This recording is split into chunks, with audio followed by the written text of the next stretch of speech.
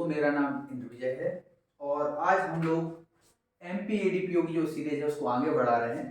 परीक्षा अधिनियम की हम लोग बात करने वाले हैं, जिसको अंग्रेजी में प्रोविजन ऑफ ऑफेंडर्स एक्ट बोला जाता है। परीक्षा अधिनियम को पढ़ने से पहले हम लोग इसकी इंपॉर्टेंस के बारे में बात कर लेते हैं कि इसकी जरूरत कहाँ कहाँ पड़ती है। तो अभी एमपीएडीपीओ के एक सब्जेक्ट में से एक ये तो है ही परीक्षा अधिनियम, तो इसमें तो कोई बात है ही नहीं। इसके अलावा भी क्या जरूरत पड़ती है, तो जजमेंट राइटिंग में भी ये पोर्शन जो है प्रोबेशन ऑफ ऑफेंडर्स एक्ट का सेक्शन 3, 4 और 6 बहुत ज़्यादा यूजफुल है, बहुत ज़्यादा जानना जरूरी है, उसके बारे में बात करना जरूरी है। बाकी प्रोविजंस पे भी क्वेश्चन उठते हैं जब जजमेंट राइटिंग पे हम लोग डीप में बात करते हैं। इसके बाद भी बात की जाए प्रोविजन ऑफ ऑफेंडर्स एक्ट की, तो आप जब वकालत करते हैं और जब आप स्पेशली क्रिमिनल लॉ या क्रिमिनल साइड से वकालत करते हैं, तो तब आपको प्रोविजन ऑफ ऑफेंडर्स एक्ट का नॉलेज होना बहुत ज़्यादा जरूरी है। क्योंकि जब आप अपने क्लाइंट को, मुवक्किल को बचाना चाहते हैं, तो प्रोविजन ऑफ ऑफेंडर्स एक्ट आपके बहुत ज़्यादा काम में आने वाला है। तो इन तीन पर्पस को अपन ध्यान में रखते हुए प्रोविजन ऑफ ऑफेंडर्स एक्ट पढ़ते हैं। इसके ऑब्जेक्ट की बात की जाए तो एक अपराध विधि का एक सिद्धांत है जिसको हम लोग रिफॉर्मेटिव थ्योरी के नाम से जानते हैं, सुधारात्मक सिद्धांत। गांधी जी इस सिद्धांत के प्रणेता हैं और इंडिया में इस सिद्धांत को जब क्रिमिनल लॉ की बात की जाए तो महत्व भी दिया जाता है। इसमें अपराधी को एक सुधरने का मौका दिया जाता है, ये थ्योरी है। और यही हम लोग जो क्रिमिनल लॉ में देखते हैं, बहुत सारे सिद्धांत हैं कि जब तक दोष सिद्ध नहीं कर दिया जाता है तब तक अपराधी को निर्दोष माना जाएगा। इसी के साथ ये है कि प्रोसिक्यूशन को अपना मामला सिद्ध करना होता है। ये सब रिफॉर्मेटिव थ्योरी के ही थोड़े से आगे के रूल्स है। ठीक है, रिफॉर्मेटिव थ्योरी में क्या होता है कि अपराधी को सुधरने का मौका दिया जाता है। परीक्षा अधिनियम भी यही मौका दे रही है अपराधी को, क्या है, सुधरने का मौका। ठीक है, चलिए तो हम लोग अब आगे बढ़ते हैं।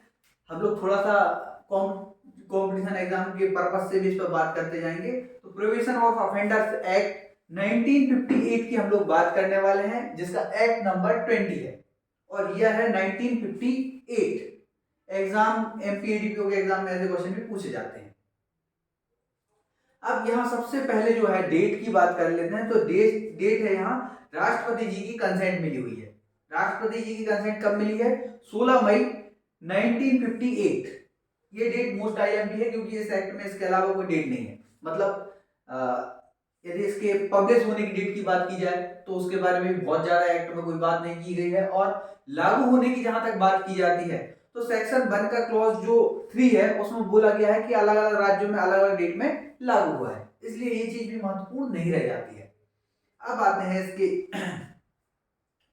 सेक्शन 1 के क्लॉज 2 पे, जिसमें इसके लागू होने की बात की गई है।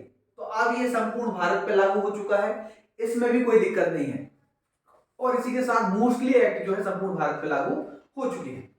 सेक्शन 2 की बात करते हैं तो इसमें डेफिनेशंस दी गई हैं और टोटल डेफिनेशन जो है डी तक है, 4 डेफिनेशन है, जिनमें से केवल महत्वपूर्ण है 2B। 2(1) में यदि बात की जाए तो संहिता की बात की गई है। संहिता का मतलब है दंड प्रक्रिया संहिता, जो 1898 है। ठीक है, पुरानी वाली है तो इसलिए बहुत ज्यादा महत्वपूर्ण है नहीं। और इसके बाद आता है परीक्षा अधिकारी, जो सेक्शन 2 सब सेक्शन बी में बताया गया है। तो सेक्शन 2B में जो डेफिनेशन दी गई है परीक्षा अधिकारी की, उसमें भी कुछ नहीं है। परीक्षा अधिकारी का मतलब वही है जो सेक्शन 13 में दिया गया है। भेद का कोई मतलब नहीं है। 2C में भेद को डिफाइन किया गया है। और 2D की बात करते हैं तो उसमें बताया गया है कि इसमें जो शब्द यूज किए गए हैं परिभाषित नहीं है, वो इनका अर्थ वही होगा जो सीआरपीसी में दिया गया है। सीआरपीसी कौन सी? 1898 वाली। इसके बारे में भी अपन बहुत ज्यादा बात नहीं करते हैं। अब हम लोग बात करते हैं सेक्शन 3 की। सेक्शन 3 की हम बात करते हैं तो कतिपय अपराधियों को भर्जना के पश्चात छोड़ देने की न्यायालय की शक्ति। अब भर्जना क्या होता है? तो ये चेतावनी होती है। चेतावनी कैसी? अपराधी से बोला जाता है न्यायालय द्वारा कि यदि आप फिर से कोई अपराध करेंगे तो आपको कड़ा दंड दिया जाएगा, आपको ऐसा अपराध नहीं करना चाहिए, मतलब समझा बुझा के छोड़ दिया जाता है।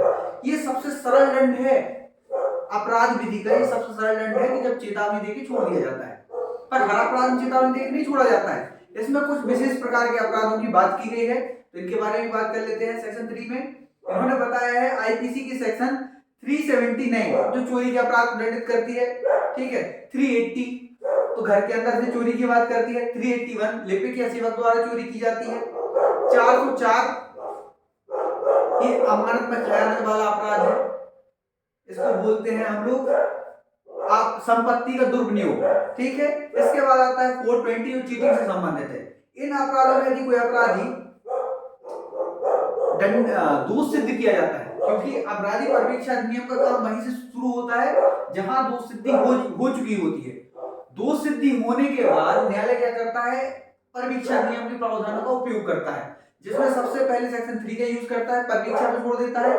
हम लोग अभी 5 सेक्शन की बात कर चुके हैं जिनमें किया जाता है। अब इसमें एक और चीज है जिसको ध्यान में रखना जरूरी है, वो ये है कि जो अपराधी सेक्शन 3 के तहत भर्त्सना के पश्चात छोड़ा जा रहा है, चेतावनी के पश्चात छोड़ा जा रहा है, वो उसके अगेंस्ट पूर्व दोष सिद्धि का अपराध ना हो, मतलब उसने पहले भी कोई अपराध में उसको दोष सिद्ध ना किया गया हो।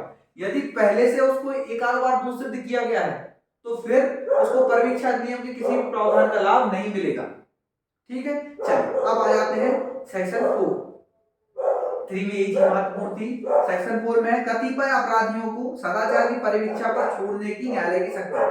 सदाचार की परिवीक्षा की जब हम लोग बात करते हैं सदाचारी बने रहने के लिए, तो सीआरपीसी में हम लोग इसके पहले देख चुके हैं। सीआरपीसी की सेक्शन 109 जो है सदाचार की परिवीक्षा की बात करता है, तो सीआरपीसी में इसके बारे में हम लोग बात कर चुके हैं। सदाचार की परिवीक्षा का मतलब ये होता है कि अब आप अपराध नहीं करेंगे, ठीक है, आप बिल्कुल सीधे साधे आदमी बनकर रहेंगे। अब ये जो सदाचार की परिवीक्षा पर किन अपराधों में छोड़ा जाता है, तो यहाँ बता दिया है मृत्यु या आजीवन कारावास से दंडनीय कोई अपराध ना हो। जो अपराध अपराधी ने किया है वो मृत्यु और आजीवन कारावास से दंडनीय ना हो तो उसको परिवीक्षा पर छोड़ा जा सकता है, ठीक है, सदाचार की परिवीक्षा पर। और इसमें एक चीज और था, हाँ, ये जो परिवीक्षा पे छोड़ा जा रहा है ये 3 वर्ष से अनाधिक अवधि के लिए छोड़ा जा रहा है। मतलब जो परिवीक्षा ली जाएगी सदाचार की वो होगी 3 वर्ष से अनाधिक, मतलब 3 वर्ष तक का जो है परिवीक्षा की अवधि हो सकेगी। चलिए इसके बाद इसमें बहुत ज्यादा कुछ महत्वपूर्ण इस सेक्शन में भी नहीं है। प्रतिमोह सहित या रहित हो सकती है, कोई दिक्कत नहीं है। इसके बाद आ जाते हैं हम लोग सेक्शन 5, छोड़े गए अपराधियों से प्रतिकर और खर्च देने की अपेक्षा करने की न्यायालय की शक्ति। तो सेक्शन 5 जो है वो ये बोलता है कि जो अपराधी परिवीक्षा में छोड़ा जा रहा है उससे प्रतिकर वसूला जा सकता है, किसके लिए, जिसको उसने नुकसान पहुंचाया था, मतलब पीड़ित को, और न्यायालय खर्चे भी ले सकता है, ठीक है। सब सेक्शन 2 में बता दिया है, ये पुरानी दंड सीआरपीसी की बात की गई है, दंड प्रक्रिया संहिता की बात की गई है, तो प्रोविजन तो ये मैच नहीं होते हैं क्योंकि आजकल हम लोग 1973 वाली सीआरपीसी की बात करते हैं, तो ठीक है कोई दिक्कत नहीं। तो इसमें ये माना जाएगा कि जो प्रतिकर की बात की जा रही है वो जुर्माने के तरीके से वसूला जाएगा। सब सेक्शन 3 में ये बोला गया है कि सिविल लॉ के तहत कोई कंपनसेशन दिया जाता है, तो उस कंपनसेशन में से ये जो प्रतिकर लिया जा रहा है इसको एक्सक्लूड कर दिया जाएगा, मतलब घटा दिया जाएगा।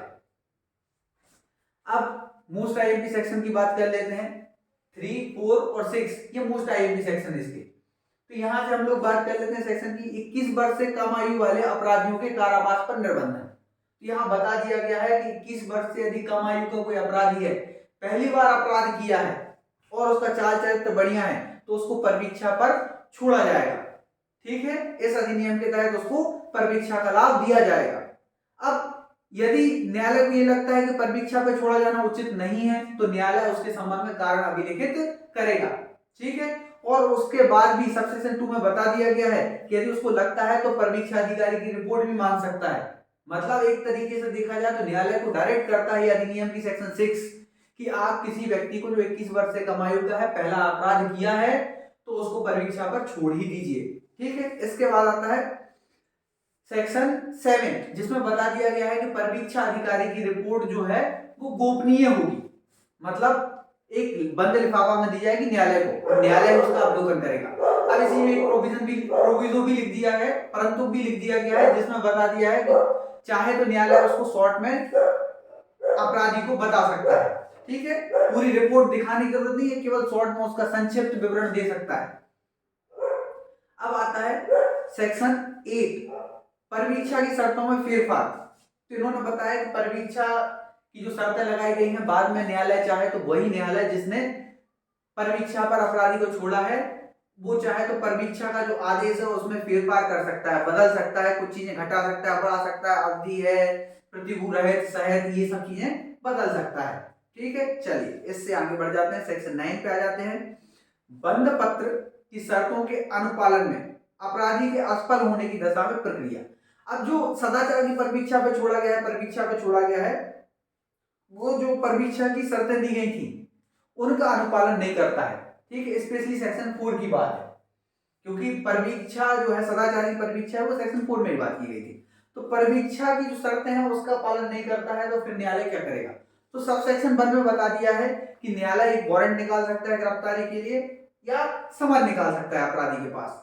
ठीक है, और अपराधी से बोला जाएगा कि आपने भाई परवीक्षा का की जो शर्तें हैं उनका पालन नहीं किया है, आपको सुनवाई का एक मौका दिया जाता है, और आपकी जो जमानत है उसको चाहे तो मंजूर कर सकता है, प्रतिभूर सहित या रहित।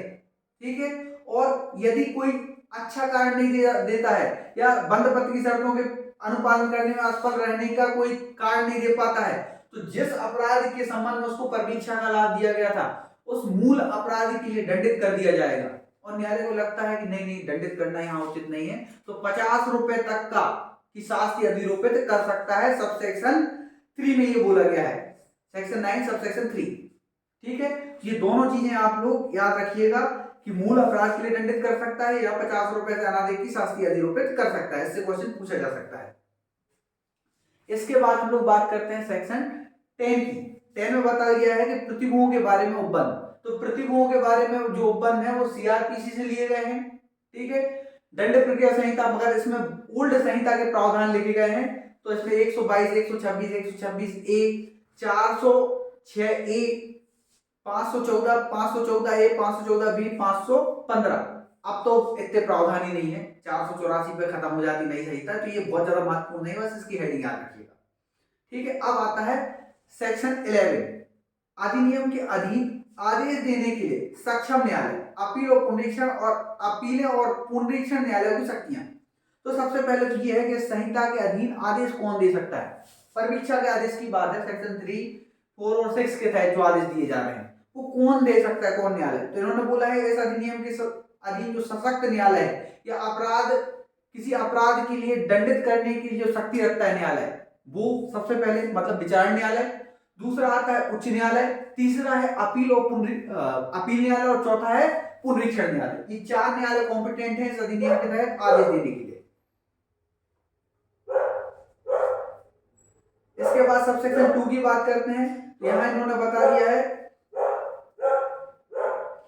पर सेक्शन 3 और 4 के अधीन यदि विचारण न्यायालय ने परवीक्षा का लाभ दे दिया, इन धाराओं का लाभ दे दिया है, तो उसकी अपील ऐसे हो सकेगी जैसे मामूली दोष सिद्धि के आदेश में होती है। ठीक है, अब इसके बाद आता है कि यदि न्यायालय जो है 21 वर्ष से कम आयु के किसी व्यक्ति के संबंध में धारा 3 और 4 की कार्यवाही करने से इनकार करता है, जुर्माना या बिना कारावास का दंड देता है, तो उसकी अपील नहीं होती है यदि, ठीक है, या अपील नहीं की गई है, तो ऐसे आदेश की क्या होगा, पुनरीक्षण होगा। और पुनरीक्षण कैसे हो सकेगा? या तो स्वप्रेरणा पे हो सकेगा, या ऐसे व्यक्ति के आवेदन पर हो सकेगा। ठीक है, चलिए सब सेक्शन 4 पे आ जाते हैं। अब यहां इन्होंने बता दिया है कि सब सेक्शन 3 या 4 के अधीन कोई आदेश दिया गया है, तो अपील न्यायालय, उच्च न्यायालय अपनी पुनरीक्षण का शक्तियों का प्रयोग करते हुए आदेश को अपास्त कर सकेगा। ठीक है, चलिए, तो ये जो धारा 3 और 4 के अधीन आदेश दिया गया है उसको चाहे तो अपास्त कर सकता है। कौन कर सकता है? न्यायालय कर सकता है, उच्च न्यायालय या अपील न्यायालय। चलिए, इसके बाद आ जाते हैं सेक्शन 13, परवीक्षा अधिकारी। ठीक है, ये महत्वपूर्ण प्रावधान है। परवीक्षा अधिकारी कौन हो सकेगा? तो पहला है राज्य सरकार, सब सेक्शन 1 में ए, राज्य सरकार अपॉइंट कर सकती है। दूसरा ये है कि किसी मान्यता प्राप्त सोसाइटी का कोई व्यक्ति हो सकता है जो उसने उपलब्ध कराया हो। और आज सी जो क्लॉज है उसमें बता दिया गया है कि न्यायालय भी किसी एप्रोप्रिएट पर्सन को परवीक्षा अधिकारी के रूप में नियुक्त कर सकता है।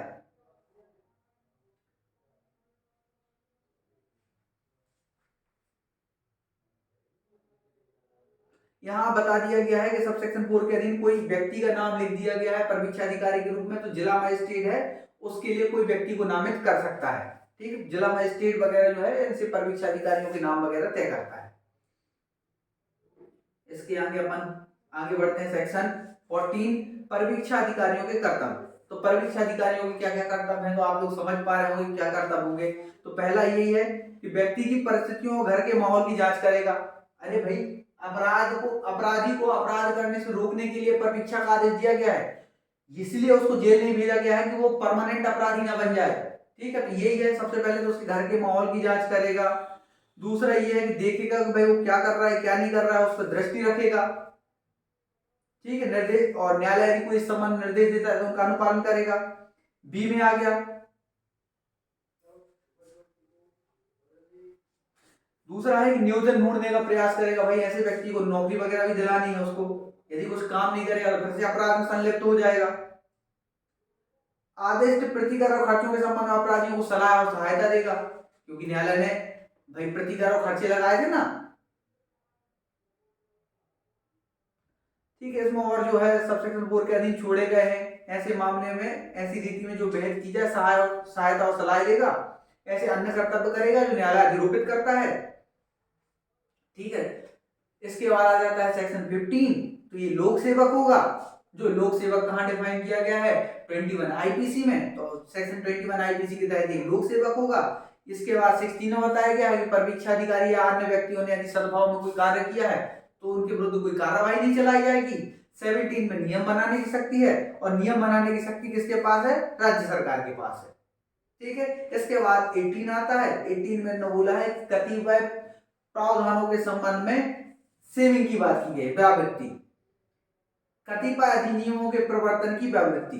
तो मतलब ये है कि इस अधिनियम का प्रभाव ये जो नीचे लेके गए अधिनियम है इन पर नहीं पड़ेगा। ठीक है, इसमें पहला है